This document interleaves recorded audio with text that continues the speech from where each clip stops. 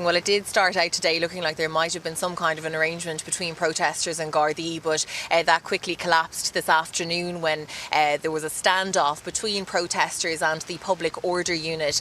Protesters, one man describing it as feeling like they had been double-crossed by Gardaí is how they described it. They said that they had an arrangement with Gardaí where they were willing to allow some trucks in and out, in particular fuel trucks, that would provide fuel for emergency services, but that the protesters wanted to be able to check the dockets as those trucks were coming out. Now that led to a situation this afternoon, Aisling, where in the buckets of rain that's been pouring down, those protesters stood very close to the front line there, very close to the public order unit, and it was tense for a time. Now admittedly it lightened over time, and in fact the protesters at one stage broke into song. They were singing The Fields of Athenry, and there was very much a respectful tone certainly between the protesters and Gardaí. However, trucks that were queuing up outside of Whitegate trying to get in here in the hopes of refilling, not a chance of that. Those trucks were turned around.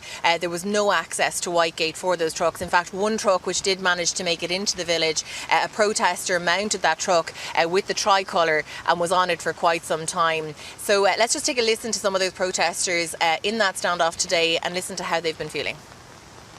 Like the mental health, like everyone, it's a big thing with the last how many years, and like how much of a mental strain is it's going to put on farmers when they have a shed full of livestock that they cannot provide for, and they have bills running out their ears they cannot pay, and we're hampering on about trying to get money out of them and they can't pay them. It's going to be an absolute disaster. Neil Martin says blocking the oil supply to the country isn't the answer though. What do you say back to him? I think, is the man using his brain at all? Like, he went for the army and all the guards down here today to get this opened before opening any of the ports. He put out over the last few days that we were causing cruelty to animals and the animal welfare and everything. But he's gone down here to open the ports to get fuel back into forecourts and petrol stations so that he can claim back more tax money. His money is on his brain.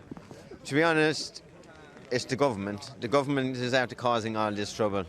And look where they're standing now.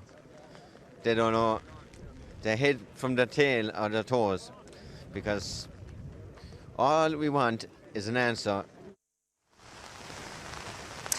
Well, look, Aisling, I think it's very clear from listening to those people that we've been speaking to today that the anti-government sentiment is intensifying here at Whitegate Oil Refinery. There is no clear path forward in terms of a breakthrough here, in terms of releasing those vital fuel stocks. So when you talk to protesters today, Aisling, they say they're very frustrated by the fact that their representatives were not given access to that meeting in Dublin. Certainly here in Whitegate today, they were all watching their phones and listening very closely. At this point in time, there is no path forward, and they're continuing to hold down this blockade in the driving wind and rain.